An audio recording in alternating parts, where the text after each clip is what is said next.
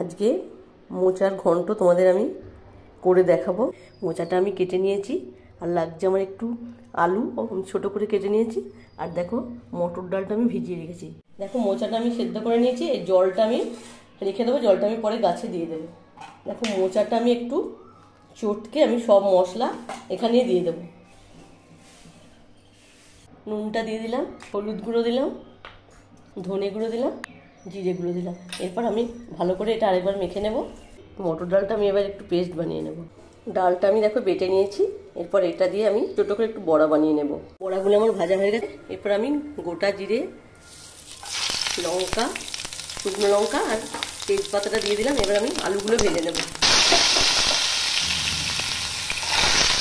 আলুটা আমার ভাজা হয়ে গেছে, এরপর আমি মোচাটা দিয়ে দিলাম। দেখো আমি চিনিটা দিয়ে দিলাম, যেহেতু নিরামিষ রান্না। নারকেলটা আমি কুচিয়ে রেখেছি, নারকেলটা আমি ভেজে নেব। নারকেলটা আমার ভাজা হয়ে গেছে দেখো। এরপর মোচাটাও প্রায় হয়ে এসেছে, আমি এবার নারকেলটা এর মধ্যে দিয়ে দেবো, আর বড়াগুলোও দিয়ে দেবো। দেখো নারকেলটা দিয়ে দিচ্ছি, এবার বড়াগুলো আমি দিয়ে দিচ্ছি। দেখো মোচার ঘন্ট আমার হয়ে গেছে, আমি এবার ঘিটা দিয়ে দিচ্ছি, আর এবার গরম মশলাটা দিয়ে দিচ্ছি। দেখো এরপর আমি নামিয়ে সার্ভ করে দেবো।